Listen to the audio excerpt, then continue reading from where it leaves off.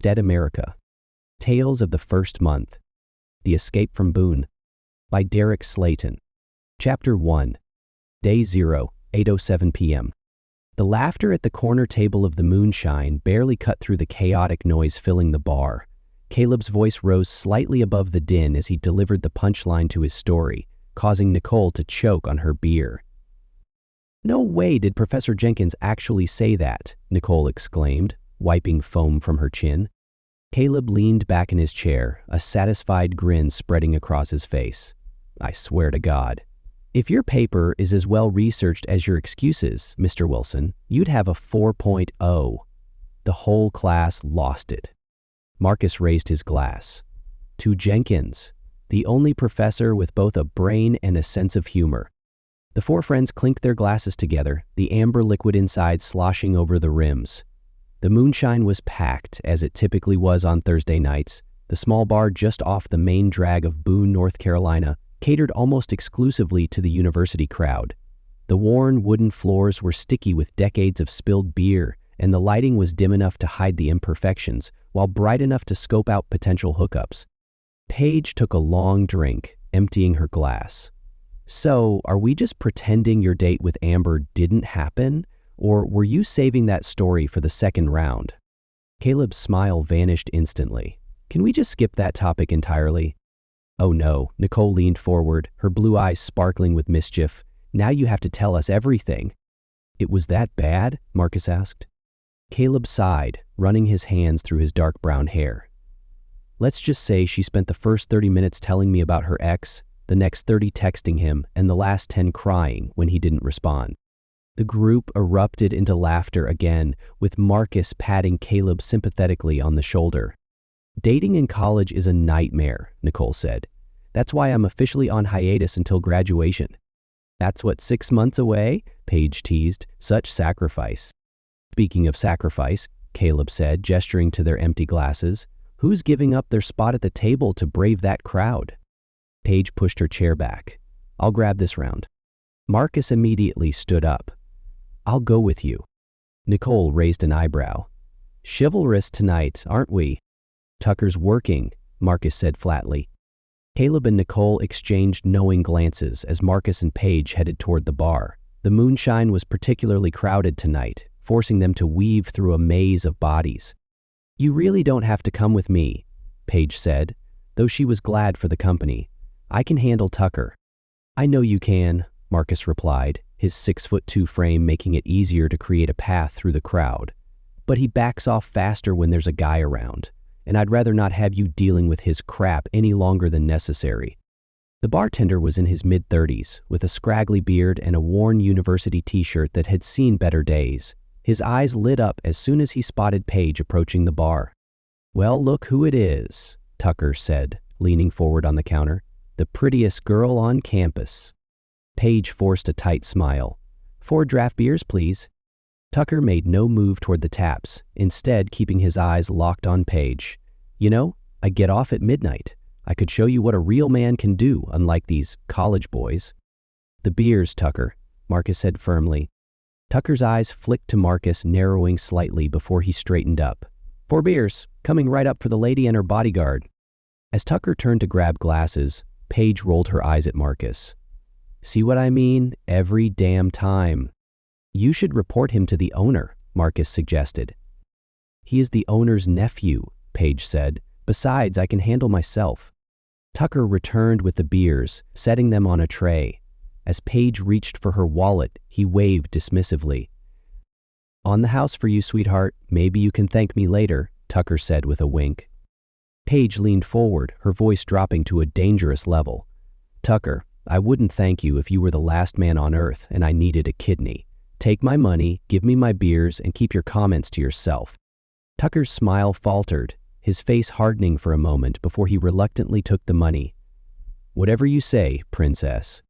Before Paige could respond, a shout from the front of the bar caught everyone's attention. "What the hell, man? Get off me." The bar's ambient noise dimmed as heads turned toward the commotion.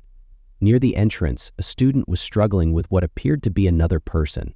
The attacker had latched onto the student's arm, trying to pull it toward their mouth. "What's going on over there?" Paige asked, standing on her tiptoes to get a better view. The struggle intensified as the attacker suddenly lunged forward and bit into the student's shoulder. The victim's scream cut through the now quiet bar as blood immediately began to soak through his shirt. "Holy shit!" Marcus exclaimed. Two nearby students rushed to help, grabbing the attacker from behind and trying to pull them off.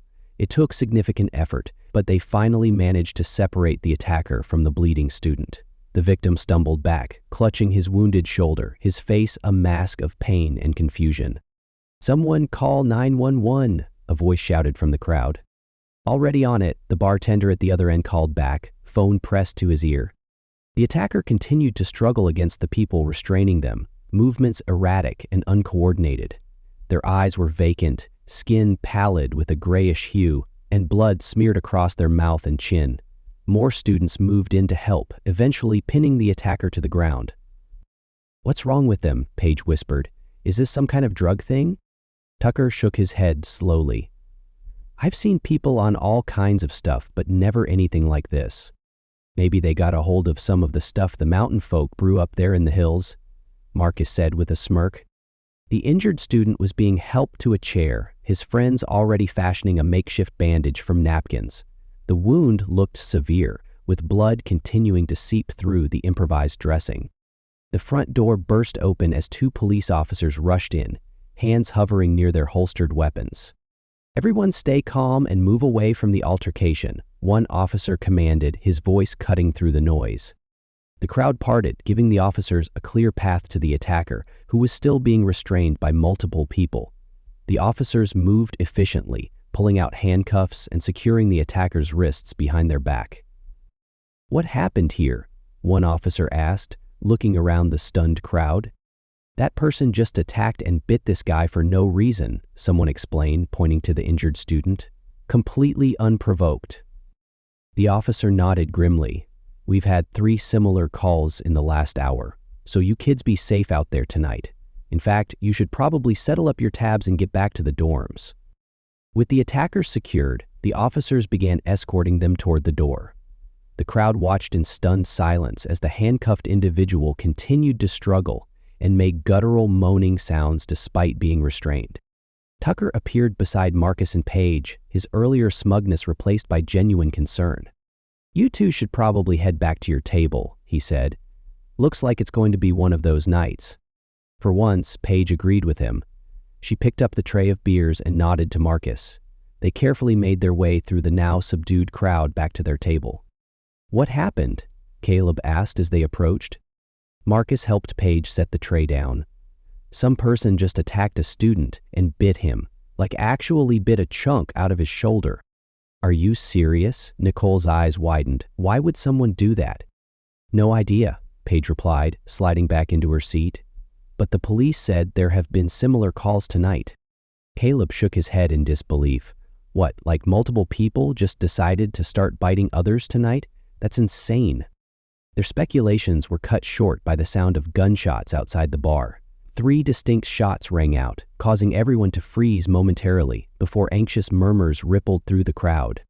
"Was that?" Nicole began. "Gunshots," Caleb confirmed, his face pale. "Definitely gunshots." Paige's hand jerked away from the table, taking a couple of beer mugs with it, causing them to crash to the floor as panic started to spread through the bar. People began moving toward the exits, their movements becoming more frantic as more gunshots sounded outside. The momentary stillness was shattered by screams from the kitchen area at the back of the bar. Everyone turned to see several figures burst through the swinging doors, moving with the same erratic, feral movements as the earlier attacker. Blood covered their faces and clothes, and their eyes had the same vacant stare. "Oh my God," Paige whispered. Unlike the confusion surrounding the first incident, there was no mistaking the danger this time. The figures immediately set upon the nearest patrons, biting and clawing. Blood sprayed as teeth tore through flesh, and the victim's screams filled the air. "We need to get out of here," Caleb shouted, grabbing Nicole's arm. The bar erupted into chaos as people scrambled toward the exits. Marcus pulled Paige along as they followed Caleb and Nicole toward the front door, but their path was quickly blocked by a surge of panicked students all trying to escape at once. "This way!" Marcus shouted, turning toward a side exit near the restrooms. As they changed direction, one of the attackers broke away from its victim and locked eyes with their group. With frightening speed, it charged toward them, blood dripping from its mouth. "Run!" Caleb yelled, pushing Nicole ahead of him. The creature closed the distance quickly, lunging at Marcus, who barely managed to dodge out of the way. It crashed into a table, sending glasses shattering to the floor, but immediately righted itself and continued its pursuit. Marcus grabbed a bar stool and swung it with all his might as the creature approached again. The impact knocked it sideways, but it recovered with inhuman quickness. "What is wrong with these people?" Paige screamed. The four friends backed away as the creature advanced again. Caleb grabbed a pool cue from a nearby table and thrust it forward like a spear, catching the attacker in the chest. It seemed unfazed, grabbing the cue and pulling, nearly yanking it from Caleb's grip. Marcus lunged forward, tackling the creature to the ground. He immediately regretted the decision as snapping teeth came inches from his face. The smell of rot and blood filled his nostrils. "Help me hold it down," he yelled. Caleb dropped down, pinning one of the creature's arms while Paige grabbed the other. Nicole hesitated, then fell to her knees, helping to hold down its legs. Despite their combined weight, the attacker continued to thrash with incredible strength. "What do we do now?" Paige asked, strain evident in her voice as she fought to maintain her grip. "I don't know," Marcus replied. His arms burned with the effort of keeping the creature's shoulders pinned to the floor. The creature suddenly bucked with renewed strength, nearly throwing them off. As they struggled to maintain control, its head snapped up with impossible speed. Nicole, who had shifted position to better hold its legs, was now directly in its path. Time seemed to slow as the creature's bloodied teeth lunged toward Nicole's exposed throat. She tried to jerk away, but her position left her nowhere to go. The others watched in horror, their grips slipping as they desperately tried to pull the attacker back. The teeth closed the distance, mere inches from Nicole's throat, the young woman letting out a panicked scream. Chapter 2. Nicole's scream pierced through the chaotic noise filling the bar as the creature's teeth inched closer to her throat. Her friends strained against the zombie's unnatural strength, their muscles burning with the effort to hold it back. "I can't hold it," Marcus shouted, his arms trembling with exertion. Just as the zombie was about to make contact, a pair of hands grabbed Nicole by the shoulders, yanking her backward with enough force to send her tumbling across the floor. Tucker, the creepy bartender, had appeared out of nowhere, pulling her to safety. Without hesitation, Tucker grabbed a beer bottle from a nearby table and brought it down hard on the zombie's head. The glass shattered, spraying beer and shards everywhere, but the creature barely flinched, continuing its frenzied struggle against those restraining it. "Do something!" Paige screamed, her grip on the zombie's arm slipping. Tucker's eyes darted around frantically until they settled on the broken bottleneck still in his hand. With a decisive thrust, he drove the jagged edge directly into the zombie's eye socket. The creature continued thrashing, unfazed by what should have been an excruciating injury. The bottle shard remained lodged in its face, bobbing grotesquely with each violent movement. "What the hell?" Tucker muttered, staring in disbelief. "Nothing stops this asshole?" The survivors exchanged horrified glances as they continued their desperate struggle to keep the creature pinned. Tucker's face hardened with determination as he positioned himself above the zombie's head. With a forceful stomp, the sole of his boot connected with the protruding bottle, driving the glass shard deeper into the creature's skull. The effect was immediate. The zombie went rigid for a split second before collapsing, its limbs falling limp against the floor. The sudden stillness was almost as unsettling as its previous frenzy. "Holy shit," Caleb whispered, cautiously releasing his grip on the now motionless limb. "Is it dead?" "Let's hope so," Marcus added grimly, pulling himself to his feet. Tucker extended his hand to Paige, helping her up. "We need to move. Now." Nicole staggered to her feet, her eyes scanning the chaos that had consumed the moonshine. Bodies were scattered across the floor, some motionless, others writhing in pain. The screams of the living mingled with the inhuman moans of the attackers, creating a nightmarish soundscape. "Look out!" Marcus shouted. A man who had been lying in a pool of blood by the bar suddenly lurched to his feet. His shirt was soaked crimson from a massive bite wound on his neck, and his eyes had the same vacant, feral quality as the creature they'd just put down. He spotted them instantly and charged. Marcus reacted on instinct, lowering his shoulder and lunging forward. He collided with the running zombie at full force, the impact sending it careening over a nearby table. Glass shattered as it crashed to the floor, but it immediately began to right itself.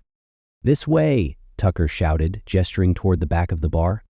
Without waiting for a response, he began pushing through the mayhem, creating a path for the others to follow.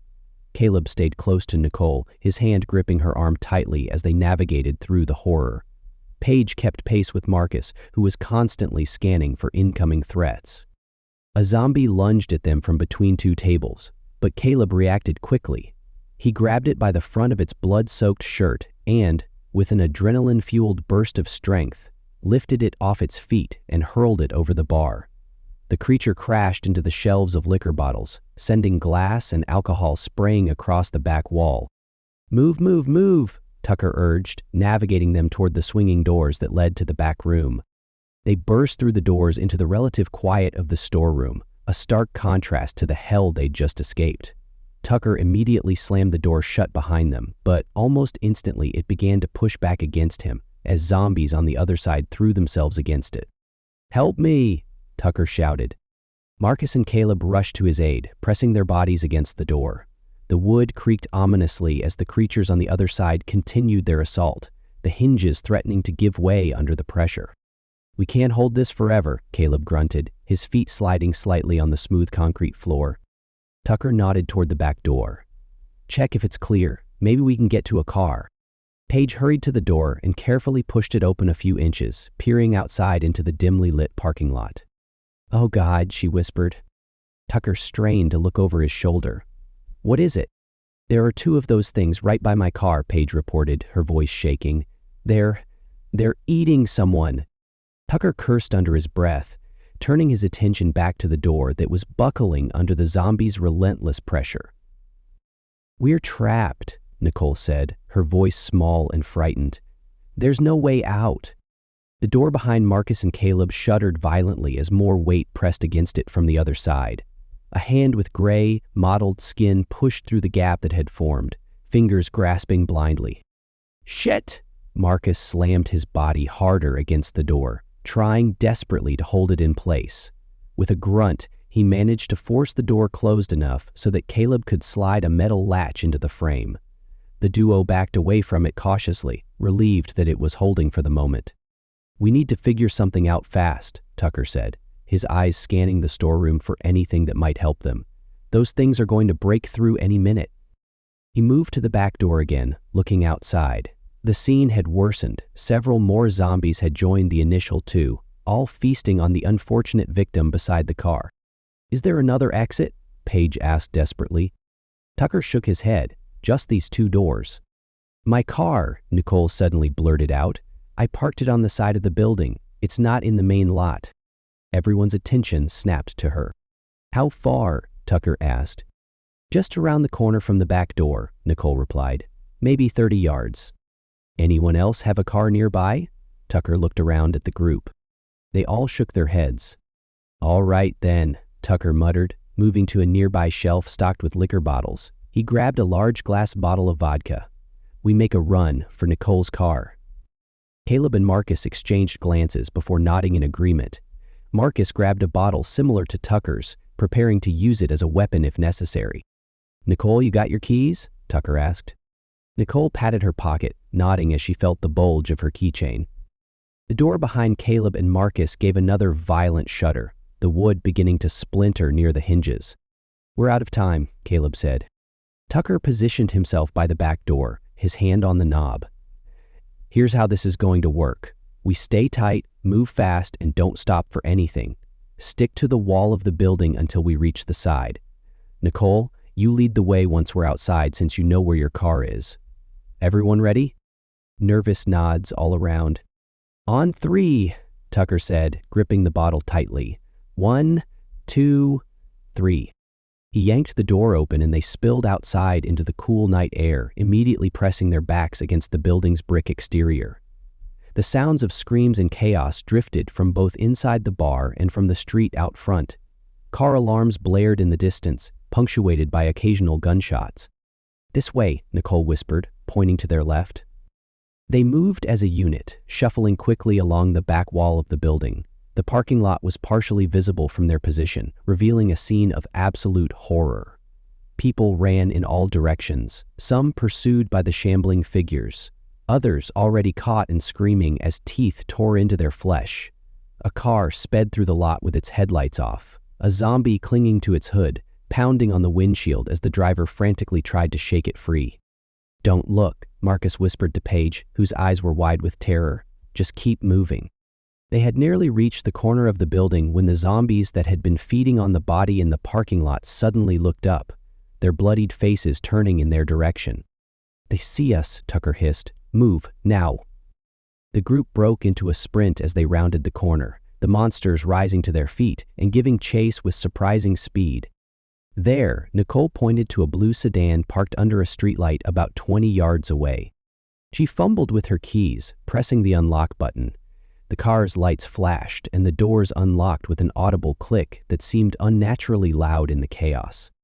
The 5 survivors broke from cover, running hard towards their escape vehicle.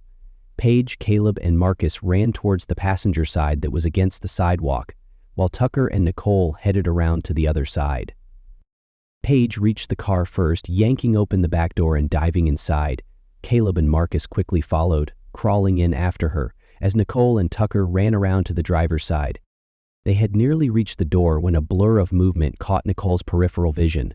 A zombie sprinted at her from the back of the car, moving with shocking speed. Before she could react, it slammed into her, knocking her to the ground. "Nicole!" Tucker screamed as he reacted with lightning reflexes, grabbing the zombie by the back of its shirt and yanking it towards the ground. The creature flipped off its feet, landing hard on the pavement directly beside Nicole's legs. Time seemed to slow as Tucker lunged forward, trying to reach out again for the ghoul, but he was a fraction of a second too late. The zombie's head snapped toward her exposed calf, teeth sinking deep into the flesh. Nicole's scream cut through the night as blood immediately began to flow from the wound. Tucker's response was savage and immediate. He brought his boot down on the back of the zombie's head with all his strength, forcing its face into the pavement. Once, twice, 3 times he stomped, each impact making a sickening wet sound until the creature's skull finally gave way, dark fluid mixing with Nicole's blood on the asphalt. "Get her in the car," Marcus shouted, his face pale with shock. Tucker grabbed Nicole under her arms, lifting her as she sobbed in pain. He snatched the keys from her trembling hand and practically threw her into the back seat, where Paige immediately pulled her in, cradling her head. Tucker shook off the incident, snapping into the moment before leaping into the driver's seat and jamming the key into the ignition. He slammed the car into reverse, the tires squealing as he backed out of the parking space. "Hold on," he shouted, shifting into drive. Through the windshield, they could see 2 more zombies running straight toward them, their bloodied mouths open in hungry screams. Tucker's foot slammed down on the accelerator. The car lurched forward, headlights illuminating the grotesque faces for a split second before impact. The vehicle shuddered violently as it rolled over the creatures, the unmistakable sensation of bones breaking beneath the tires, sending a chill through everyone inside. Behind them, the moonshine continued to echo with screams.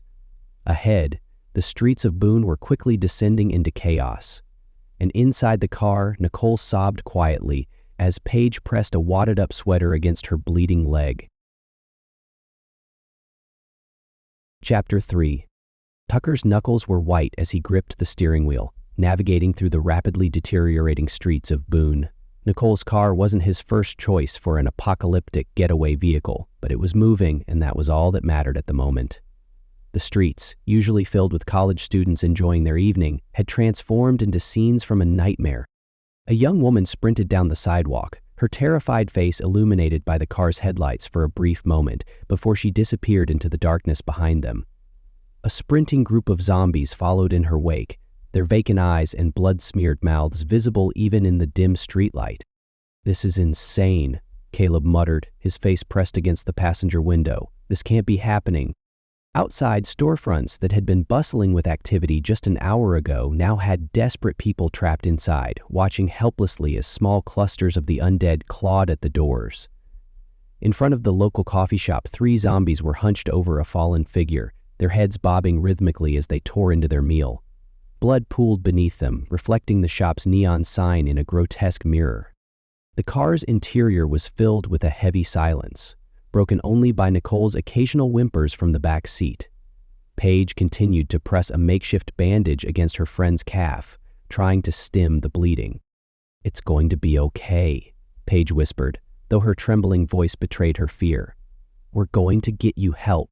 The downtown area was quickly becoming a maze of abandoned, wrecked vehicles, panicked pedestrians, and roaming undead.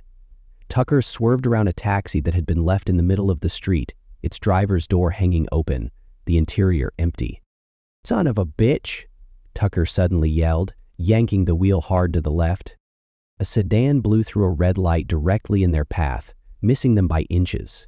The sudden evasive maneuver sent Nicole's car into a spin, tires screeching against the pavement as they rotated a full 180 degrees before coming to a stop in the middle of the intersection.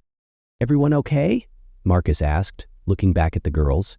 Before anyone could respond, a sickening crunch echoed through the night as the sedan that had nearly hit them slammed into a light pole. The impact sent the pole toppling toward them, the massive metal structure crashing to the street mere feet from their car. Sparks showered from the severed electrical lines, dancing across the asphalt like fireflies. "Holy shit," Tucker breathed, watching as the downed power lines writhed like snakes on the ground. Through the windows of the wrecked sedan, they could see a desperate struggle unfolding. The driver, a middle-aged man, was frantically reaching into the back seat, where a zombie with a grotesquely twisted neck had its teeth buried in the shoulder of a teenage girl. Her screams were muffled by the closed windows, but the terror on her face was unmistakable. "We have to help them," Paige said, half rising from her seat. Marcus placed a restraining hand on her shoulder. "There's nothing we can do. Look." 2 more zombies emerged from the shadows, attracted by the commotion. They rushed toward the crashed sedan, their movements becoming more purposeful as they spotted potential prey. "Drive," Caleb said firmly. "Just drive." Tucker nodded grimly, putting the car in gear and carefully navigating around the fallen light pole. "Where are we even going?" Marcus asked, his voice strained. "The dorms? My car's parked there. We could—" "Are you serious?" Caleb interrupted. "The dorms will be overrun by now. Everyone packed into those tiny buildings? It's a death trap. We need to get out of town, head up into the mountains where there are fewer people." "And then what, camp out in the wilderness while those things hunt us down?" Marcus argued. "At least in the dorms we'd have walls, resources." "Guys," Paige shouted from the back seat, her voice cutting through their debate. "I can't get Nicole's wound to stop bleeding. She needs help now." Nicole lay across the back seat, her head in Caleb's lap, her face ghastly pale in the intermittent light from passing street lamps. Blood had soaked through the makeshift bandage and was now staining the car's upholstery. "Shut up, all of you," Tucker said, his voice surprisingly calm. "I know where we can go." He pressed his foot harder on the accelerator, speeding away from the downtown area. The further south they drove, the quieter things became. The densely packed bars and restaurants gave way to residential streets lined with trees, their branches casting eerie shadows in the headlights. "Where are you taking us?" Caleb asked, eyeing the unfamiliar surroundings with suspicion. "Somewhere we can get help for your friend," Tucker replied, not taking his eyes off the road. He turned onto a side street, slowing as they approached a modest 1-story brick building set back from the road. A small, dimly lit sign identified it as Mountainside Medical Associates. Tucker pulled into the empty parking lot and cut the engine. "What is this place?" Marcus asked, peering through the windshield at the darkened building. "It's where my mom works," Tucker explained. "She's a nurse here." "Is she inside?" Paige asked hopefully.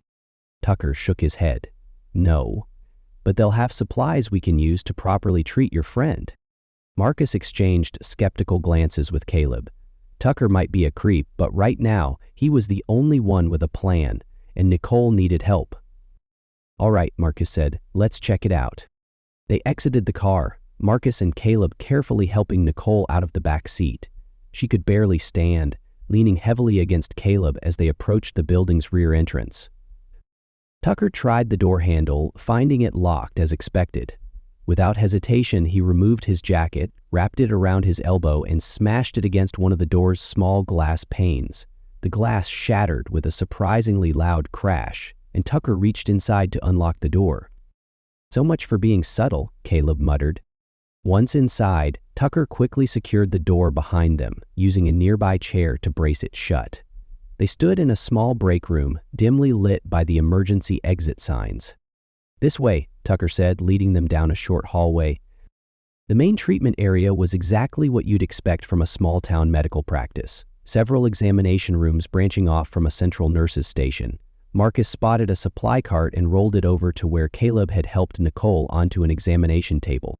"Here," he said, handing Paige a pair of scissors from the cart. "Cut away the fabric so we can see the wound better."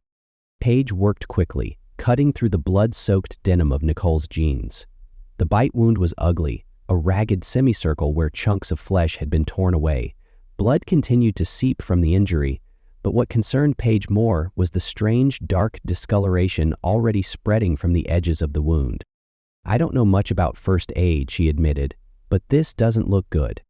While Paige and Caleb worked on cleaning and bandaging Nicole's leg, Marcus and Tucker both pulled out their phones.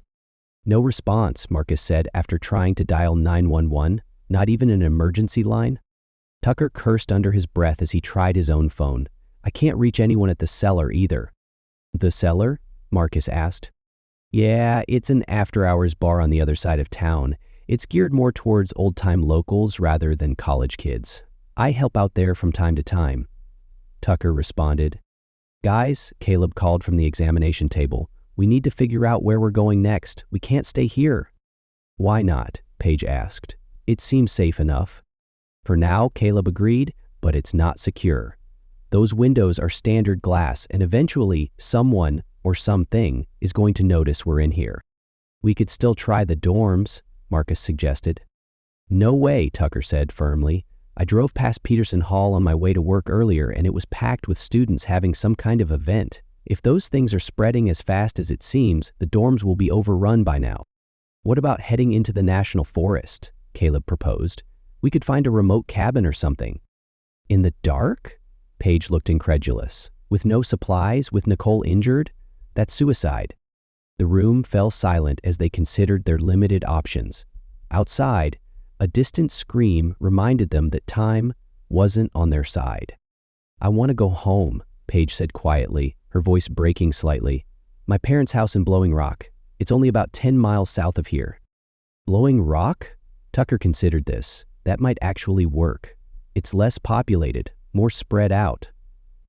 "And lots of difficult terrain between here and there if we go off-road," Marcus added. "Those things don't seem great at navigating obstacles." "But the main highway would be a straight shot," Caleb pointed out. "We could be there in 15 minutes if the roads are clear." Nicole stirred on the examination table, her voice weak but determined. "I like Paige's plan. I want to get out of Boone." "Me too," Marcus agreed. "Blowing Rock it is." "Then it's settled," Tucker said. The sound of a door opening from the front of the building cut him off mid-sentence. They froze, listening to heavy footsteps approaching through the reception area. "Who's there?" a deep voice called out. "I know someone broke in. I got the alert on my phone." A middle-aged man with a substantial gut appeared in the doorway, holding a handgun pointed directly at them. He wore a security guard uniform that was at least one size too small, the buttons of his shirt straining across his belly. Despite his unprofessional appearance, the steady way he held the gun suggested he knew how to use it. "Hands where I can see them," he ordered, his voice filled with the self-importance of someone who rarely got to exercise any real authority. "All of you." They complied, raising their hands slowly. "Sir, please," Paige began. "Our friend is hurt." "Shut it," the guard snapped. "You kids broke in here, and that's a crime. I'm calling the police." He pulled out his phone with his free hand, keeping the gun trained on them as he dialed. After several seconds, his brow furrowed. "That's weird," he muttered, trying again. "Line's busy." "There's something bad happening out there," Marcus tried to explain. People are attacking each other. We just needed a safe place to treat our friend." The guard scoffed. "Yeah, right. Bunch of drunk college kids looking to score some drugs, more likely." "Look at her leg," Caleb insisted, pointing to Nicole's bandaged calf. "Does that look like we're making this up?" The guard hesitated, his eyes flicking to Nicole's injury. For a moment it seemed like he might be reconsidering, but then his face hardened again. "Could be anything. Bar fight, motorcycle accident. Not my problem. You're all staying right here until I get through to the police." As if on cue, a heavy pounding came from the back door they'd entered through. The rhythmic thudding was accompanied by the unmistakable moans they'd heard at the bar. "What the hell is that?" the guard asked, his confidence wavering slightly. "That's what we've been trying to tell you," Tucker said. "Those things are all over town. They're why we're here." The pounding intensified, the door shuddering in its frame with each impact. The moaning grew louder, seemingly growing with every fist pound on the door. "This is bullshit," the guard declared, though uncertainty had crept into his tone. "You, big guy, go see what's making that noise." He gestured toward Marcus with his gun. "Are you insane?" Marcus replied. "You don't want to open that door." "I said go check it out," the guard shouted, his face reddening. "Now." When Marcus didn't move, the guard raised his weapon, pointing it directly at Marcus's chest. With deliberate slowness, he pulled back the hammer, the clicking sound unnaturally loud in the tense silence. "Open the door," the guard's voice was deadly serious, "or I'll put a hole in you right here." Chapter 4. Marcus stared at the door as it shuddered violently with each impact. The moans from the other side grew more frantic, hungrier, as if the creatures could somehow sense the fresh meat just beyond the barrier. He looked back at the security guard, whose face was flushed with the false courage of a man desperately trying to maintain control. "Last chance," Marcus said, his voice steady despite the fear coursing through him. "You don't want me to open that door." "Open it now," the guard shouted, pressing the barrel of his gun closer to Marcus. "I'm done playing games with you punks." Marcus's eyes shifted to his friends, making brief but meaningful eye contact with each of them. A silent communication passed between them. "Be ready." Caleb gave an almost imperceptible nod, while Tucker tensed his muscles, preparing to spring into action. "Fine," Marcus replied, his hand moving toward the latch, "but whatever happens next is on you." He deliberately positioned himself behind the door, using it as a shield as he unlatched it. The moment the lock clicked free, the pressure from the other side forced it open with explosive force. Marcus pressed his weight against it, controlling its swing just enough to protect himself from the initial rush. Two zombies burst into the room, their movements quick and predatory. The first one, what had once been a young woman in running clothes, immediately locked onto the security guard, her milky eyes widening with hunger. Without hesitation, she sprinted toward him with unnatural speed. The second, a middle-aged man in a blood-soaked business suit, charged directly at Nicole, who was still lying vulnerable on the examination table. "Jesus Christ!" the security guard screamed, finally understanding the truth of their warnings. He fired his weapon in panic, the first shot going wild and embedding in a wall. His second and third shots hit the female zombie center mass, the impacts causing her to stumble slightly but doing nothing to slow her advance. The bullets tore through her torso, leaving ragged exit wounds that barely bled, as if her body had already forgotten how to function properly. Before the guard could aim higher, the creature slammed into him with the force of a linebacker, sending them both crashing to the floor. His gun discharged again as they fell, the bullet punching through the zombie's abdomen and lodging in the ceiling tiles. "Get it off me," he screamed as the zombie straddled his chest, her teeth snapping inches from his face. He managed to get his forearm under her chin, temporarily keeping those gnashing teeth at bay, but her strength was overwhelming. Slowly, inexorably, she forced her way closer to his flesh. With a sudden twist, she wrenched her head to the side and sank her teeth into his exposed arm. The guard's scream echoed through the medical office as she tore away a chunk of his flesh. Meanwhile, the second zombie charged toward Nicole with frightening speed. Tucker and Paige immediately stepped in front of their wounded friend, forming a human barrier. "Stay behind us," Paige shouted, bracing for impact. Tucker went low, planting his shoulder into the zombie's midsection like a football tackle. The creature grunted from the impact but remained upright, its arms wrapping around Tucker in a deadly embrace. Paige lunged forward, shoving the zombie's upper body with all her strength, trying to disrupt its balance. "I can't hold it," Tucker yelled, his muscles straining against the creature's relentless power. Across the room, the security guard situation had deteriorated rapidly. The female zombie pushed her advantage, pulling itself closer to him. He managed to get off another shot into her gut, but the bullet passed through without effect. In a lightning-fast movement, she lunged for his neck, her teeth tearing into the sensitive flesh at the nape. Blood sprayed in an arc as she ripped away a mouthful of tissue, coating the walls in crimson.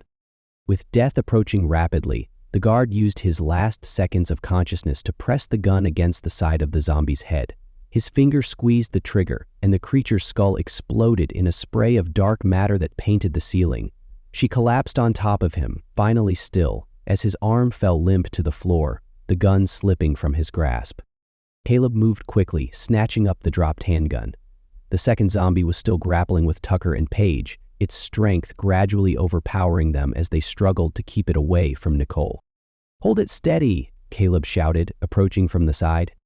Tucker and Paige did their best to restrain the creature's thrashing limbs. Caleb pressed the barrel of the weapon against the zombie's temple and pulled the trigger without hesitation.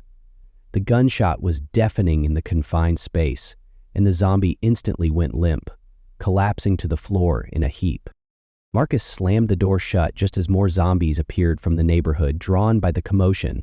He quickly secured the lock, pressing his full weight against it for good measure. "Is everyone okay?" he asked, breathing heavily from the exertion. "Yeah," Tucker replied, wiping zombie blood from his face. "That was too damn close." Paige rushed back to Nicole's side, checking to make sure she hadn't been injured further in the chaos. Caleb stood over the security guard, watching as blood pooled beneath his body, spreading across the white tile floor. "What an idiot," Tucker said, approaching the dying man. "We tried to warn you, didn't we? But you just had to play the big tough guy." "Tucker, stop," Paige said sharply. "That's not helping." "What? It's true. If he'd just listened to us." "He's dying," Paige interrupted. "Show some respect." Tucker fell silent, though the contempt remained on his face as he watched the security guard's chest rise and fall with increasingly labored breaths. "We need to put a bullet in his head," Marcus said quietly. The others turned to look at him, varying degrees of shock on their faces. "What?" Paige asked. "He's still alive." "For now," Marcus replied. "But you saw what happened at the bar. You saw how quickly those people turned after being bitten." "That's different," Paige insisted. "Maybe we can help him, get him to a hospital." "I think Marcus is right," Caleb interjected, still holding the handgun. "The bite is what does it. Look at those two." He gestured to the zombie corpses on the floor. "Both of them have bite wounds. The one Tucker killed at the bar had bite marks on its arms." An uncomfortable silence fell over the group as they processed this information. Nicole's face went even paler, her eyes wide with fear as she looked down at her own bandaged leg. "What about me?" she whispered. "I was bitten too." Paige immediately moved to comfort her friend. "Your bite is different. It's on your leg, not somewhere vital like the neck, and we cleaned it right away." "We don't know that makes a difference," Tucker said bluntly. "Shut up, Tucker," Paige snapped. "You're not helping." The security guard's breathing had become wet and ragged, blood bubbling from his lips with each exhale. His eyes stared vacantly at the ceiling, the life already fading from them. "We need to do it now," Marcus urged, "before he turns." Caleb nodded grimly, positioning himself near the guard's head. He placed his boot on the back of the female zombie's corpse, using it to hold the body in place as he aimed the gun at the guard's forehead. "Not yet," he said. Let's wait until he's gone. I can't shoot a man who's still breathing." The next few minutes passed in tense silence, broken only by the security guard's increasingly irregular gasps and the distant sounds of chaos outside. One by one, his vital signs faded, his breathing stopped, his body went limp, and the blood stopped pumping from his wounds. "Is he?" Paige began, but her question was answered as the guard's body suddenly stiffened. His eyes, which had glazed over in death, regained a terrible awareness. The milky film that had covered the eyes of the other zombies spread across his irises, and a guttural moan escaped his throat. His head began to turn, nostrils flaring as he sensed the living flesh nearby. Without hesitation, Caleb pulled the trigger. The bullet tore through the guard's forehead, ending his second life before it could truly begin. The body went limp once more, truly dead this time. "Holy shit," Tucker breathed. "It happens that fast." "Help me with this," Caleb said to Tucker, gesturing to the bodies. "We need to check him for more ammunition." The two men carefully rolled the female zombie's corpse off the security guard, then searched his belt and pockets. They found 2 fully loaded magazines, causing both men to shake their heads.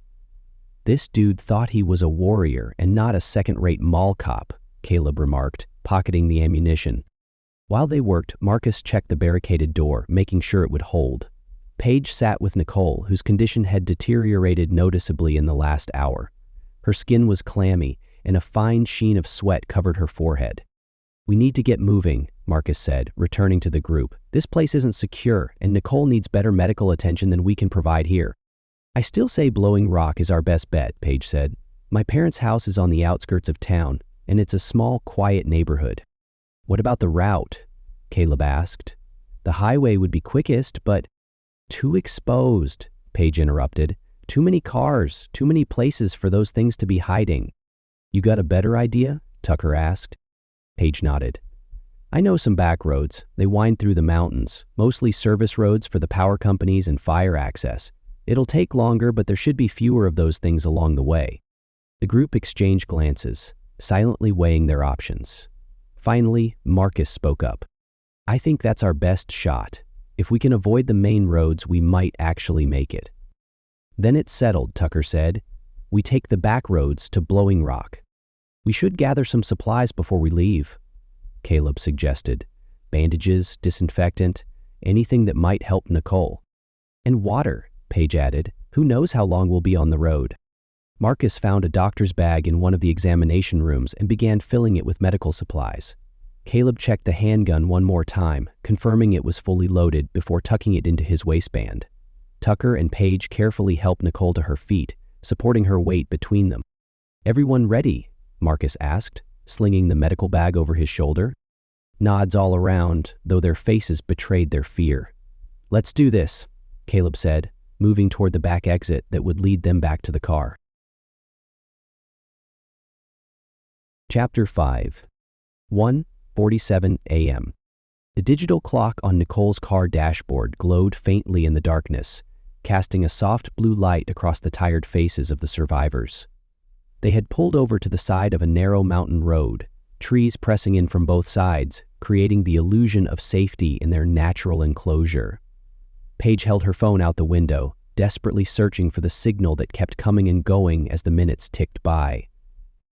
"Anything?" Marcus asked from the back seat, where he sat supporting Nicole's head in his lap. Her condition had worsened during the drive, her skin now pale and clammy, her breathing shallow.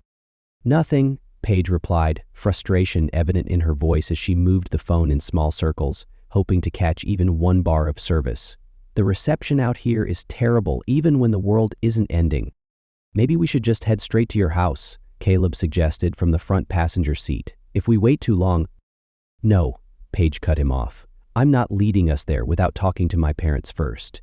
We don't know if they're even home or if—" She couldn't bring herself to finish the thought. Tucker drummed his fingers on the steering wheel, peering anxiously through the windshield into the darkness beyond their headlights. "We're sitting ducks out here." "One more minute," Paige insisted, stretching her arm farther out the window. "I think I almost had. Wait." Her phone suddenly displayed a single bar of service. She quickly dialed her parents' number, holding her breath as it rang once, twice, 3 times.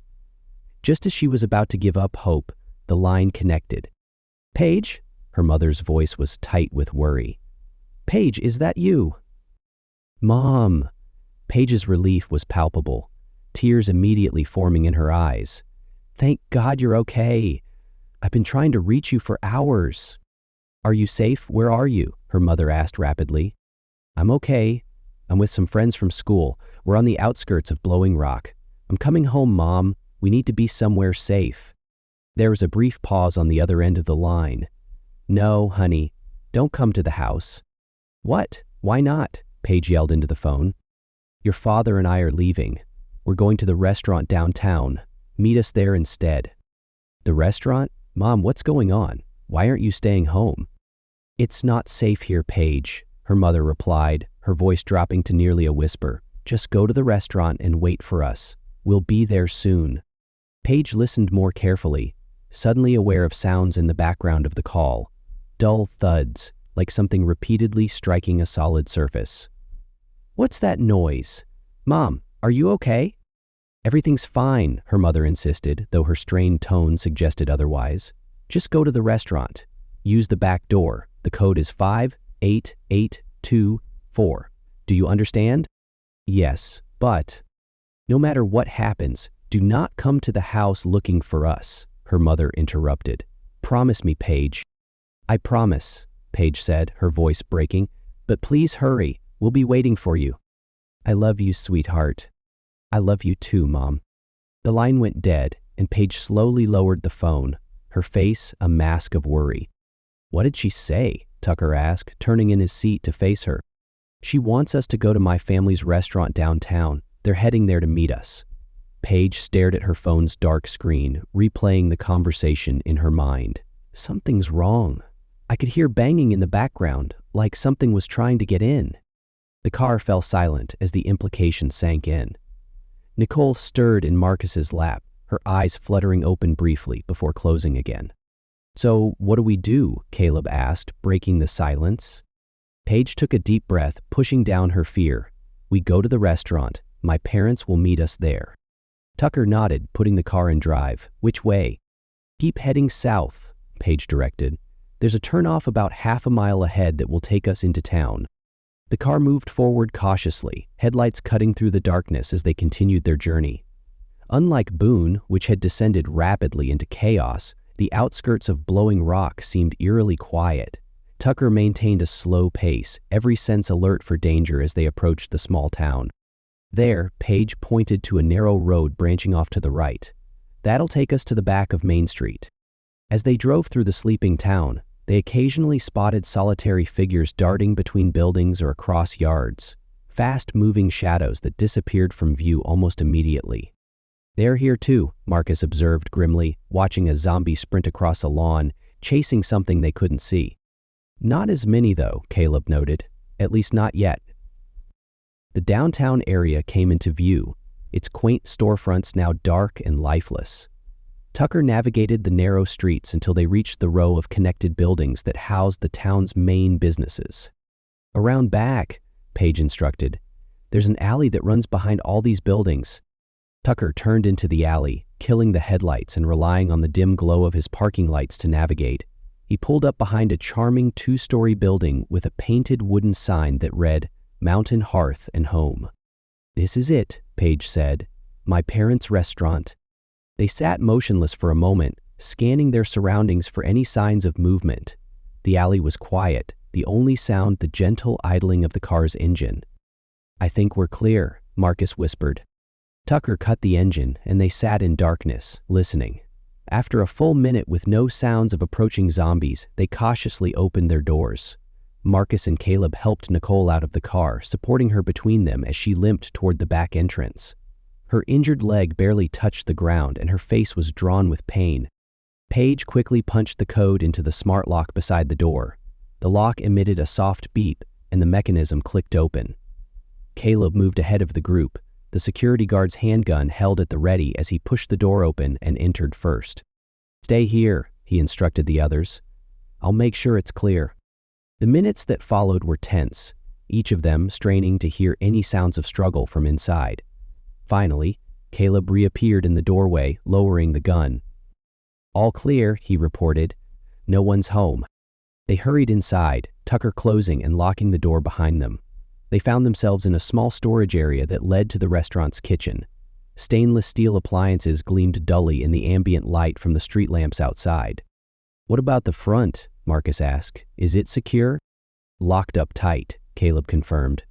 "But we should double-check everything. Those things seem pretty determined when they spot something they want." As Marcus and Caleb went to secure the front of the restaurant, Tucker helped Nicole into a chair in the kitchen.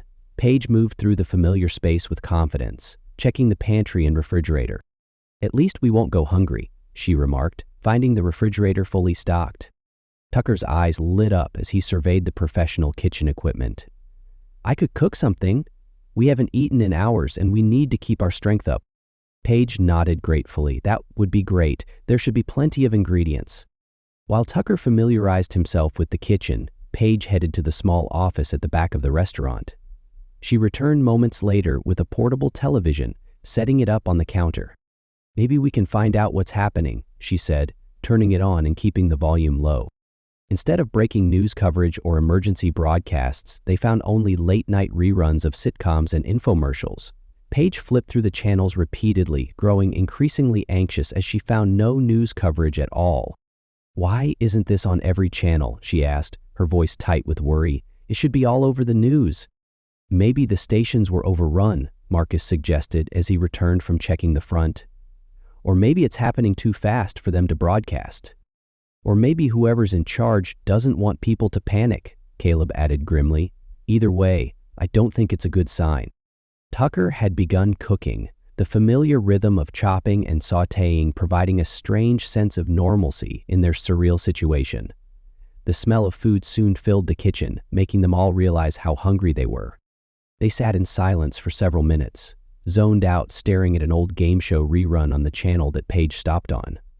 The prize bell and excited contestants celebrating their brand new appliances feeling so out of place given the current circumstances. It didn't take long, however, for Tucker to speak up. "It's nothing fancy," Tucker said as he served up plates of pasta with a simple sauce, "but it's hot and it's food." They ate in relative silence, the reality of their situation weighing heavily on them. Nicole managed only a few bites before pushing her plate away, her appetite diminished by pain and fever. Hours passed with no sign of Paige's parents. Outside, the streets remained mostly quiet, with only occasional distant sounds breaking the silence. Most of the group eventually succumbed to exhaustion, finding places to rest throughout the restaurant. Caleb stretched out on a booth bench, the handgun within easy reach. Nicole was given the small sofa in the office, where she drifted in and out of consciousness. Tucker found a quiet corner in the kitchen, using his jacket as a pillow. Only Paige and Marcus remained awake, seated against the wall near one of the front windows. They had pulled the curtains mostly closed, leaving just enough space to peer out at the street without being seen, the sun stretching out over the horizon, casting most of the downtown area in shadow. "They should have been here by now," Paige whispered, her eyes fixed on the empty street outside. Marcus didn't respond immediately, unsure of what comfort he could offer. Maybe they got delayed, or they're taking a different route to avoid those things. Paige nodded, though she didn't seem convinced. "We were supposed to go to Asheville for the holidays. My parents booked this cabin in the mountains for Thanksgiving. They've been planning it for months." Her voice cracked slightly. "I kept putting off going home to visit. There was always something, exams, parties, whatever, and now—" "Hey," Marcus said gently, placing his hand over hers, "don't think like that. They're going to make it." Before Paige could respond, a car engine roared to life somewhere down the street.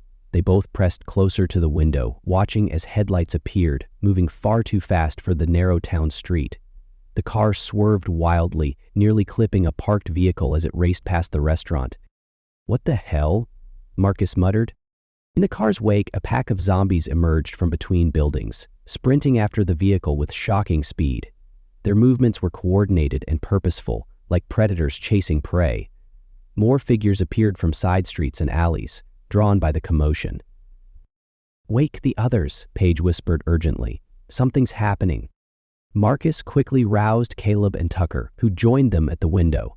Within minutes, the previously quiet street had become a hunting ground. A couple fled from a storefront across the street, clearly hoping to reach a car parked nearby.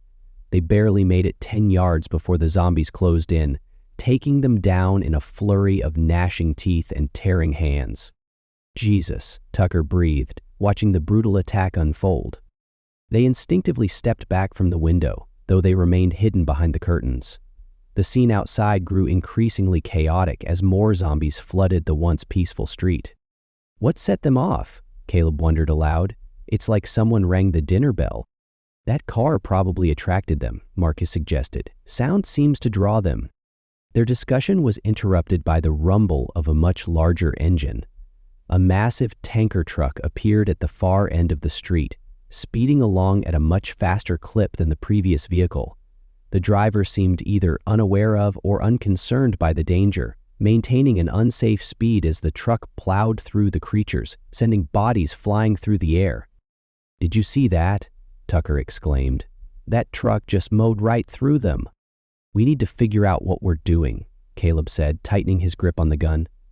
"Do we stay put and hope your parents show up, or do we make a run for it while we still can?" "I don't know," Paige admitted, her eyes still fixed on the street outside. "If my parents are on their way..." "But if they're not coming," Marcus added gently, "we might be waiting for nothing." The group fell silent, each weighing their limited options. The sound of screams and moans from outside served as a grim reminder of what awaited them if they made the wrong choice. Suddenly, the building shook as a deafening explosion ripped through the new morning. They all jumped, instinctively ducking away from the windows. A brilliant orange glow illuminated the shadowed portions of the street, followed by thick black smoke rising into the sky from a few blocks away. The group peered out the windows towards the explosion, fear gripping them as this new, unexpected threat washed over them. Chapter 6. 6:17 a.m. The morning sun cast an unforgiving light on the devastation in Blowing Rock. What had begun as isolated incidents in the darkness had evolved into full-blown chaos with the dawn. 30 minutes had passed since the tanker truck had overturned and exploded several blocks away, setting off a chain reaction that now threatened the entire downtown area. Paige pressed her face against the gap in the curtains, watching as flames continued to spread. The fire moved with frightening speed, driven by the mountain winds that whipped down from the higher elevations. In just half an hour, it had spread across several blocks, devouring everything in its path. "It's getting closer," she whispered. Marcus joined her at the window, assessing their deteriorating situation. Outside, zombies continued to sprint through the streets, some drawn to the flames, others hunting for fresh victims. A few had begun to take notice of the restaurant, occasionally pausing to stare at the building before continuing their frenzied movements. "We need to get out of here," Marcus said, turning back to the others. "Now."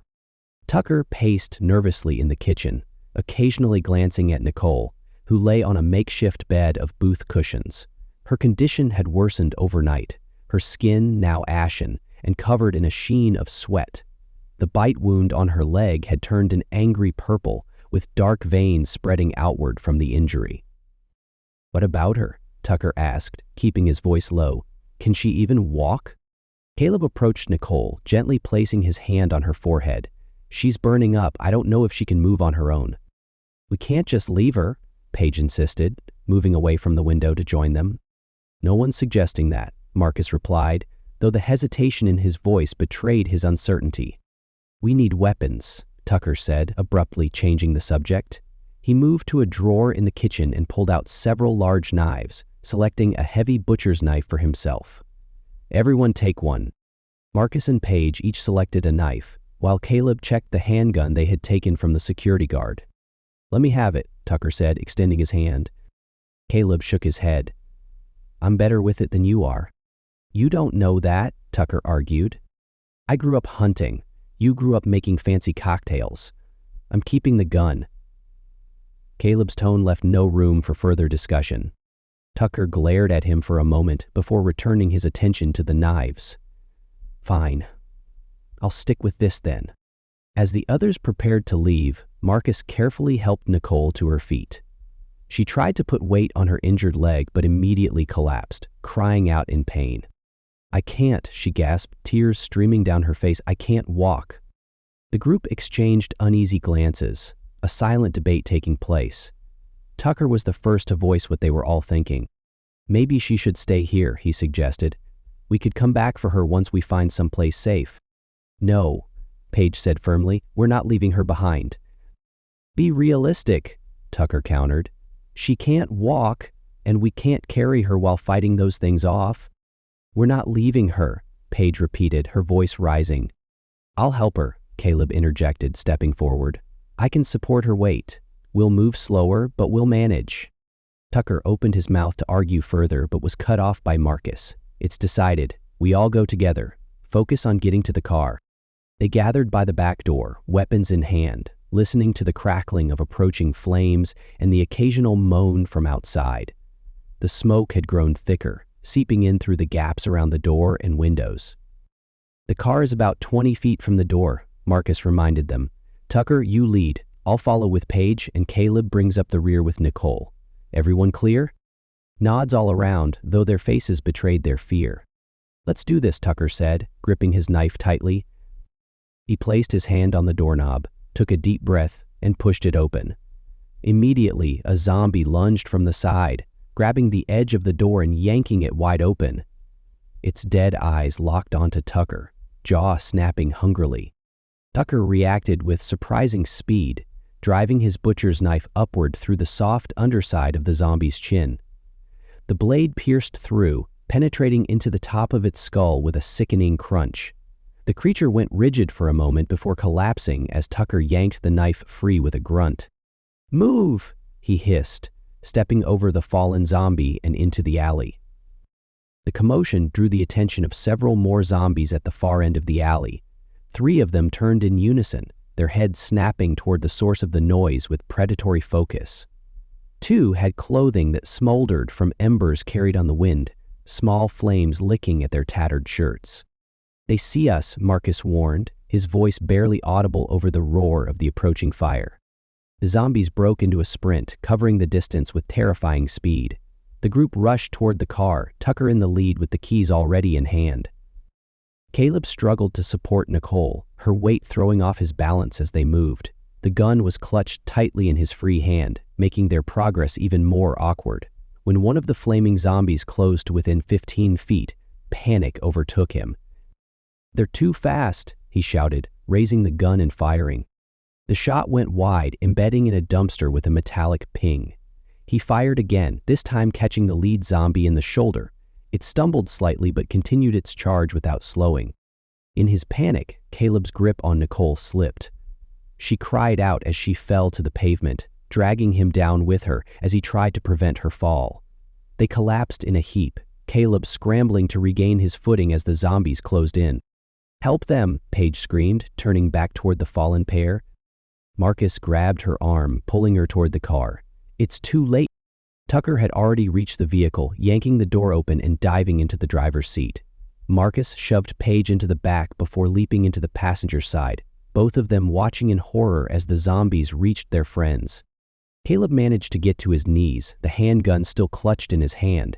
He fired point blank into the face of the first zombie, its head erupting in a spray of dark matter, but before he could turn to the next, it was on him, teeth sinking into his neck. Blood spurted from the wound as Caleb screamed, the sound cutting through the morning air. Nicole, unable to move, could only watch as another zombie fell upon her, tearing into her already injured leg with savage intensity. Her scream joined Caleb's, creating a horrific duet that would haunt the survivors. "Start the car," Marcus shouted, slamming his door shut. "Start the damn car." Tucker jammed the key into the ignition, the engine roaring to life. He slammed his fist against the steering wheel in rage and frustration as he watched Caleb and Nicole being torn apart just yards away. "God damn it," he yelled, throwing the car into reverse and stomping on the accelerator. The tires squealed as they backed down the alley, away from the gruesome scene and the approaching wall of fire. When they reached the end of the alley, Tucker spun the wheel, putting the car into drive and speeding away from the burning downtown. "Where do we go?" Tucker shouted, his knuckles white as he gripped the steering wheel. "Where the hell do we go?" Paige sat in stunned silence in the back seat, her mind unable to process what she had just witnessed. Tears streamed down her face, but she made no sound, frozen in shock. "Paige," Marcus called back to her, "we need directions. Where do we go?" His voice seemed to break through her trance. She blinked several times, forcing herself to focus. My parents' house," she managed to say between sobs. "Head north on Maple, then right on Cedar Hill a mile up." Tucker followed her directions, navigating the chaos-filled streets with reckless speed. All around them, evidence of the outbreak was clear. Abandoned vehicles, broken windows, and fast-moving zombies chasing anything that moved. Occasionally, they passed other vehicles fleeing the area, their drivers wide-eyed with terror. The flames had begun to spread beyond downtown, aided by the dry conditions and strong winds. Smoke billowed into the sky, turning the morning sunlight into an eerie orange glow. "Turn left up ahead," Paige instructed, her voice steadying slightly as they put distance between themselves and downtown. Tucker made the turn, the car fishtailing slightly before straightening out on a tree-lined residential street. The houses here were larger, set back from the road, with well-maintained yards. For the moment, this area seemed less affected. "There," Paige pointed to a 2-story craftsman-style home with blue shutters. "That's it." Tucker pulled into the driveway and cut the engine, the sudden silence almost deafening after the carnage they'd just escaped. They sat for a moment, catching their breath, the reality of what had happened to Caleb and Nicole settling over them like a heavy blanket. Movement from the neighboring house caught Marcus's attention. A middle-aged man struggled to hold his side door closed as a zombie pressed up against it. "Tucker, look," Marcus pointed. Without hesitation, Tucker grabbed his knife and leapt from the car, sprinting across the yard with surprising speed. The zombie was intently focused on the neighbor, completely oblivious to the oncoming threat when Tucker caught up to it, driving his knife into the back of its skull with enough force to send it crashing face first into the door. It slid to the ground, truly dead, as the neighbor inside stared in shock. "There's a fire headed this way," Tucker shouted through the door. "You need to get out now." The neighbor's only response was to back away from the door, disappearing into the house. Seconds later, he heard the distinct sound of locks being engaged. "Ungrateful bastard," Tucker muttered, returning to join Marcus and Paige, who had moved to the side entrance of her family home. Paige's hands trembled as she unlocked the door. "Mom? Dad?" she called out, pushing the door open and stepping inside. "It's Paige. I'm home." Marcus lunged forward, clamping his hand over her mouth and pulling her back against him. "Shh," he hissed in her ear. "We don't know if it's safe." But it was too late. The sound of heavy footsteps pounded from somewhere deeper in the house, growing rapidly louder as they approached. "Someone's coming," Tucker whispered, raising his knife. A woman appeared in the doorway to the kitchen, and Paige's eyes widened in recognition. Her mother. But any hope of reunion was instantly shattered as she took in her mother's appearance. Blood stained the front of her blouse, and her eyes held the same vacant, feral quality they had seen in every zombie since this nightmare began. "Mom?" Paige whispered, her voice breaking. The zombie that had once been her mother let out a guttural snarl and charged, moving with frightening speed across the kitchen. Right behind her came another figure, Paige's father, his condition matching his wife's, blood coating his chin and neck. Marcus reacted first, grabbing a cast-iron pan from the counter and swinging it with all his might. The heavy pan connected with the older woman's head with a sickening crack, the impact enough to stagger her but not bring her down. He swung again, putting more force behind it, and this time the zombie dropped to the floor. "Tucker!" Marcus shouted. Tucker braced himself just as the creature reached him. He tried to bring his knife up, but he was a fraction of a second too slow. The zombified father sank his teeth deep into Tucker's shoulder, tearing through fabric and flesh with equal ease. Tucker screamed, the pain igniting a frenzy within him. He stabbed repeatedly at the zombie's head, driving the blade through its eye socket, temple, and finally the top of its skull. The creature collapsed, dark fluid leaking from the multiple wounds Tucker had inflicted in his rage. Paige slumped into the corner of the kitchen, pulling her knees to her chin and sobbing uncontrollably as she watched both her parents laying motionless in the kitchen, their blood pooling around their crumpled bodies. The sound of her crying echoed through the house, punctuated by Tucker's labored breathing as he clutched his bleeding shoulder. Marcus moved quickly to secure the door they had entered through, checking that it was locked before turning his attention back to his companions. "Does anyone else live here?" he demanded, looking down at Paige's huddled form. When she didn't respond, he raised his voice. "Paige, does anyone else live here?" She finally shook her head, her voice barely audible through her tears. "No, it's just them." Marcus nodded grimly, then moved to examine Tucker's wound. Blood soaked through his shirt, running down his arm in rivulets. The bite was deep, chunks of flesh missing where the older zombie's teeth had torn them away. "It's your call, man," Marcus said quietly, meeting Tucker's eyes. Tucker stared back at him for a long moment, the reality of his situation sinking in. They had all seen what happened to those who were bitten, the fever, the death, and the inevitable return as one of those things.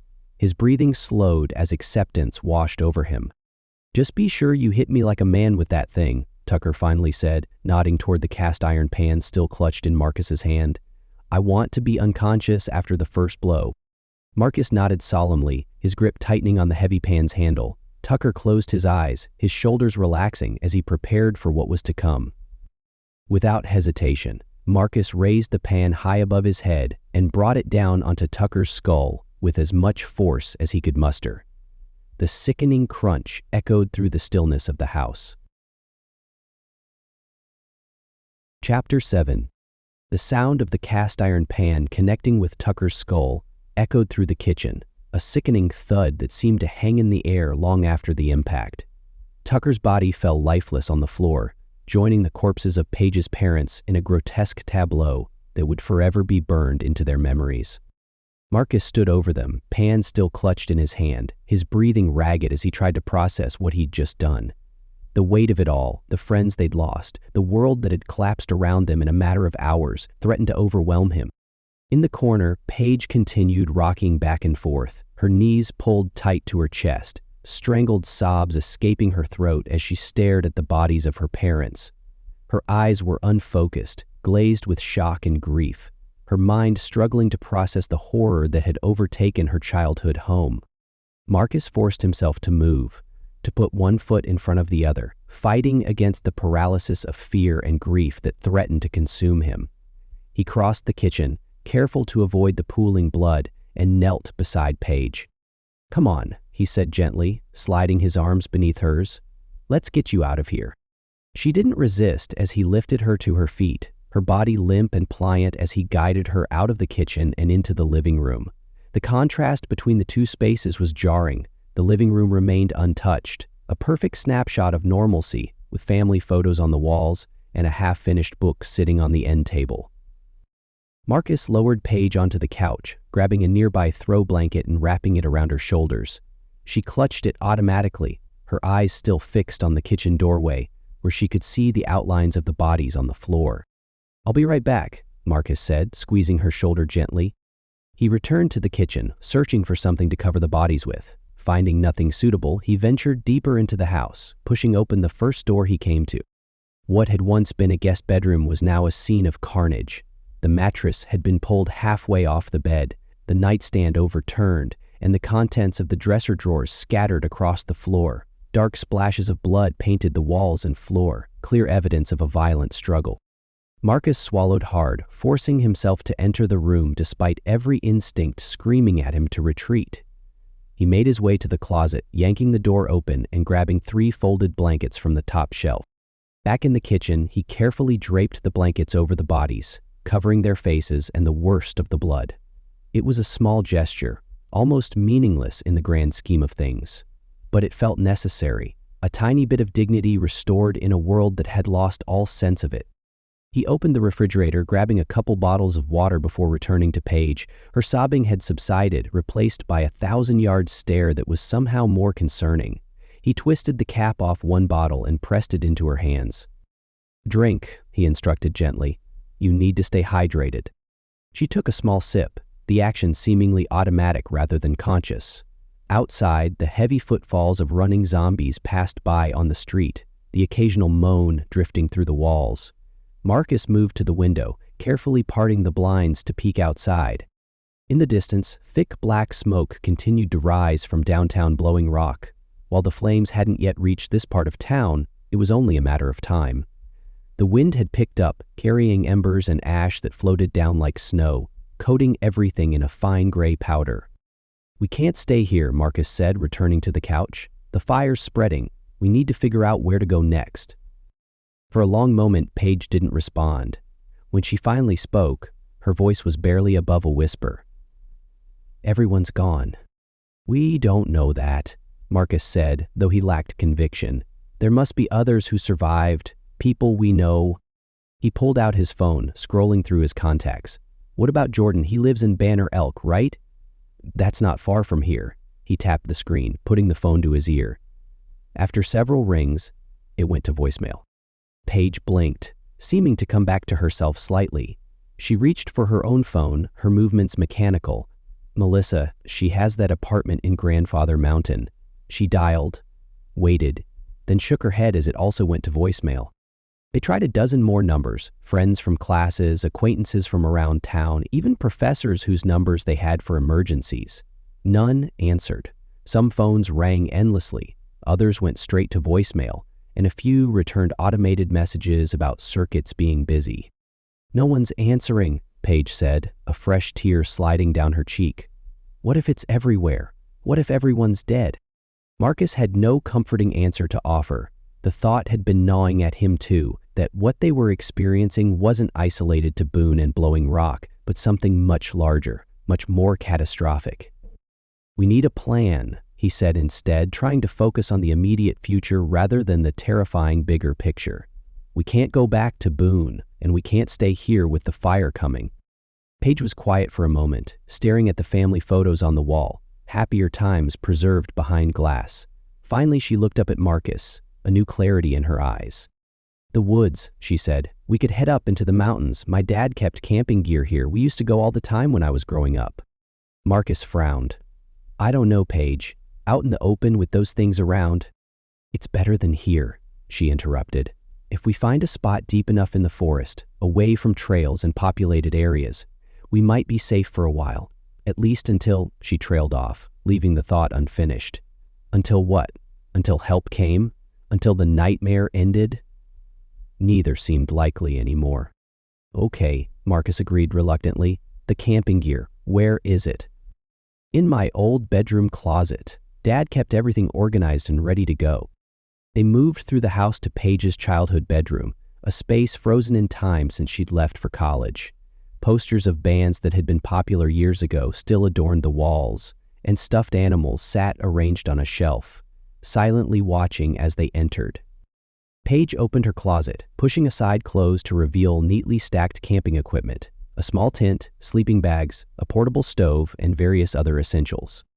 "Dad was always prepared," she said softly, pulling out the gear and checking that everything was in working order.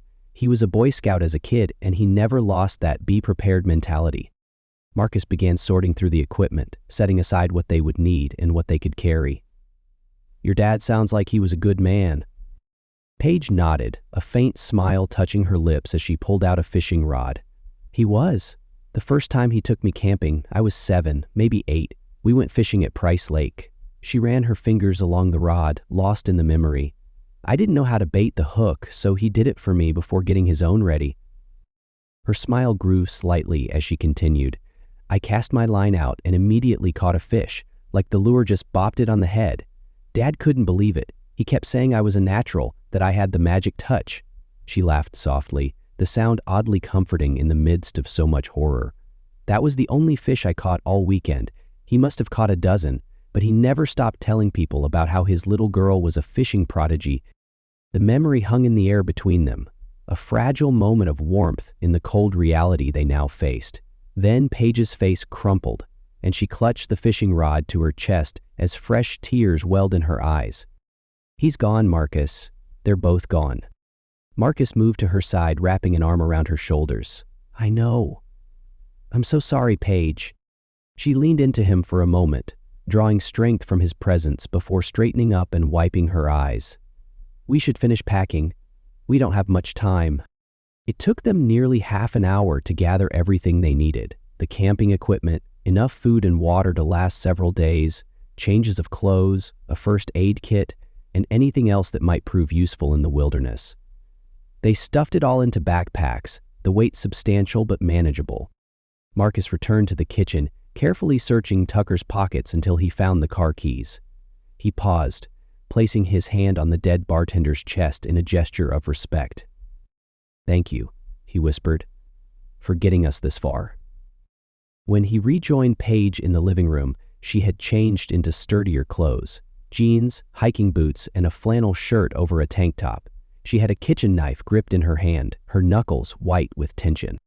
"There are a couple of those things outside," Marcus said, peeking through the blinds again, "near the car. We'll have to move fast." I don't know if I can. Paige's voice trailed off, her eyes fixed on the knife in her hand. You don't have to kill them, Marcus reassured her, holding up the cast iron pan he'd reclaimed from the kitchen. If one gets close, just stab it in the chest and hold it back. I'll finish it off. Paige nodded, taking a deep breath to steady herself. Okay, let's do this. They positioned themselves by the side door, backpacks secured, weapons ready. Marcus counted down from 3, then yanked the door open, stepping outside into the midday sun. A zombie that had been wandering near the garage immediately turned at the sound, its dead eyes locking onto Marcus with predatory focus. Before it could sprint toward him, Marcus charged, crossing the distance in seconds. He swung the pan with all his strength, connecting with the side of the creature's head. The impact was enough to cave in its skull, dropping it to the ground instantly. The noise drew the attention of a second zombie that had been lurking near the car. It rushed toward Paige, moving with the terrifying speed they had come to expect from these creatures. She held her ground, waiting until it was just a few feet away before thrusting her knife forward, burying it in the zombie's chest. The blade did nothing to slow the creature, but it gave her leverage to hold it at bay, its teeth snapping inches from her face. "Marcus!" she screamed, her arms trembling with the effort of keeping the zombie at arm's length. Marcus was there in an instant, swinging the pan in a wide arc that connected with the back of the zombie's head. The creature went limp, its weight pulling the knife from Paige's grip as it collapsed to the ground.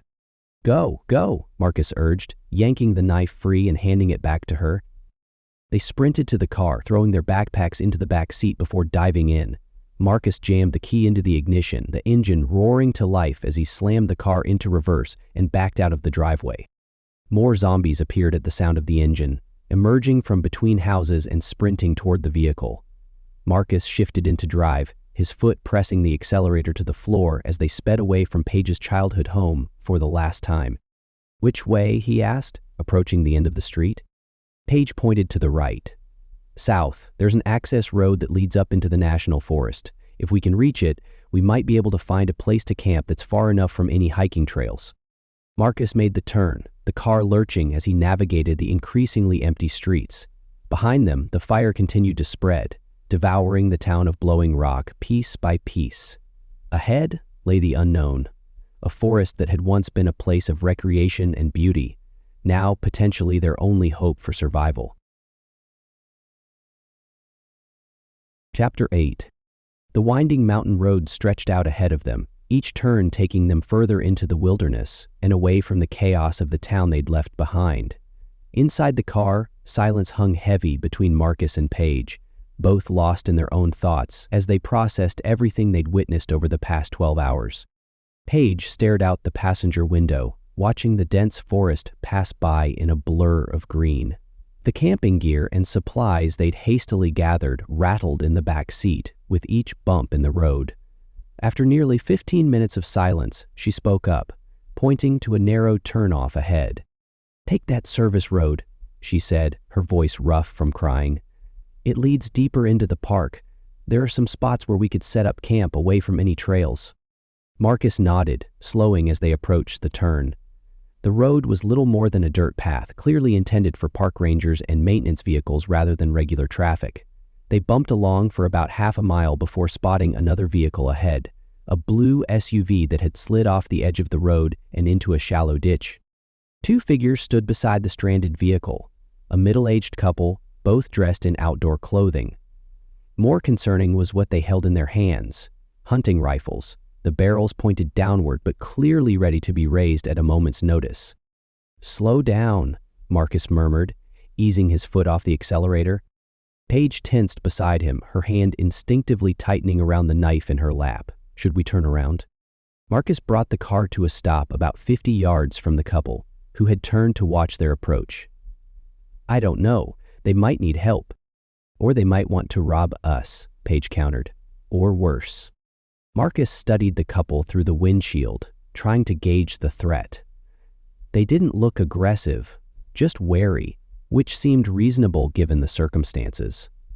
After a brief debate, they decided to approach cautiously. "Keep the engine running," Marcus said to himself as he inched the car forward. "If anything feels off, we're out of here." He stopped about 10 yards from the couple, who remained motionless, watching their every move. Marcus opened his door slowly, keeping one foot inside the car. "Hello there," the man called out, his voice carrying a hint of a southern drawl. "You folks okay?" "We're managing," Marcus replied cautiously. "How about yourselves?" "Been better," the man admitted with a grim smile. "Name's Dylan. This is my wife, Margaret." The woman nodded in greeting but remained silent, her rifle still at the ready. "I'm Marcus. This is Paige," Marcus responded, gesturing toward the passenger seat where Paige had cracked her door open but remained half inside the vehicle. "You heading up into the park?" Dylan asked. "Just looking for somewhere safe," Marcus answered, deliberately vague. Dylan nodded in understanding. "We were on our way to Blowing Rock when we saw the smoke. Tried to take this shortcut to circle around, but," he gestured to his SUV, "misjudged the turn." "Any chance you folks could give us a lift?" Margaret finally spoke, her voice surprisingly soft given her hard expression. "We heard on our radio there's a camping area not far from here where people are gathering." Marcus and Paige exchanged a quick glance, silently weighing their options. After a brief pause, Paige gave a slight nod. "You can ride with us," Marcus said, "but I should warn you, we don't have much room with all our gear." "We travel light," Dylan assured him, already moving to retrieve a small backpack from their vehicle. The couple stowed their minimal belongings in the trunk before squeezing into the back seat, their rifles held carefully between their knees. The car felt immediately crowded, the atmosphere thick with unspoken tension as Marcus put it in drive and continued up the winding road. "You hear anything about what's happening?" Dylan asked after a few minutes of uncomfortable silence. "We lost radio signal about an hour ago." "Nothing concrete," Marcus replied, his eyes fixed on the road ahead. "Cell service is down. TV stations were airing sitcom reruns when we checked." They drove in uneasy silence for several more minutes before reaching a junction. A wooden sign, weathered and faded, indicated a camping area to the left. Marcus made the turn, following the narrow path as it wound through increasingly dense forest. As they rounded a bend, Marcus abruptly hit the brakes. Ahead, the entrance to the campground was blocked by two vehicles positioned to form a makeshift barricade. Several bodies lay on the ground in front, motionless and clearly dead. Behind the barricade, 3 men with hunting rifles emerged from cover, weapons raised. Before anyone could respond, one of the men from the barricade began approaching the car, his rifle held at the ready. He was tall and lean, with a beard and trucker cap that gave him the stereotypical look of a rural hunter. Marcus slowly opened his door, raising his hands above his head. "We're not infected," he called out. "We're just looking for somewhere safe." The bearded man stopped about 10 feet from the car, his expression unreadable beneath the brim of his cap. "Name's Travis," he said, his voice carrying the deep resonance of someone used to giving orders. "This is our camp. We've got rules." "We'll follow whatever rules you have," Marcus assured him. "We just need shelter." Travis studied him for a moment before looking past him to the others in the car. "Everyone out, slowly. Keep your hands where I can see them." One by one, they exited the vehicle, standing in a loose line with their hands raised. Travis looked them over, his eyes searching for any signs of bites or injuries. "Here's how this works," he said. "Everyone gets inspected for bites, no exceptions. I do a visual check, then you get a thorough inspection by someone of the same sex. If you're clean, you can stay. If not," he left the implication hanging. "We're clean," Marcus said firmly. "None of us have been bitten." Travis nodded, but his expression remained skeptical. "We'll see, but first I need you to park that car across the driveway, blocking as much of it as you can." He gestured vaguely toward the entrance. "Can't have too many barricades these days." Marcus did as instructed, repositioning the car before rejoining the others. Travis had been joined by a middle-aged woman and a younger man, both also carrying weapons. "Lisa will check the ladies," Travis said, nodding toward the woman. "Ethan will check you." He gestured to Marcus and Dylan. "Privacy's a luxury we can't afford anymore, but we'll do what we can. Any objections? Now's the time." No one spoke up. The need for safety outweighed any concerns about modesty. The inspections were thorough but respectful, conducted behind parked vehicles with a minimum of conversation. When they were finished, Travis gave them a curt nod. As they moved past the barricade into the campground proper, Marcus was surprised by how organized everything appeared. About a dozen people moved around the site with purpose, some tending to a large fire pit, others organizing supplies or keeping watch at the perimeter. Most noticeable were the two young children, perhaps 7 or 8 years old, sitting quietly near a tent, their faces bearing the hollow-eyed shock that seemed universal among survivors. "We're grilling up some breakfast at the far end," Travis said, gesturing toward a cooking area where smoke rose from a portable grill. "Get some food in you, we'll talk more after." Dylan and Margaret drifted away, almost immediately, gravitating toward a group of older survivors who were sorting through what looked like medical supplies. Marcus and Paige made their way to the grill, where a man in his 40s was turning sausages over the flames. "Hungry?" he asked without looking up. When they nodded, he scooped a mixture of eggs, sausage, and peppers onto 2 plates and handed them over. "Eat up. With the way things are going, it's not going to be long before this kind of meal is a luxury." They found a spot on a log near the edge of the clearing, sitting down next to a young couple huddled together under a shared blanket despite the mild temperature. The man nodded in acknowledgement, but the woman stared blankly ahead, her eyes red-rimmed from crying. "Harry," the man introduced himself with a tight nod. Marcus and Paige introduced themselves in turn, though the exchange felt hollow, a meaningless social ritual from a world that no longer existed.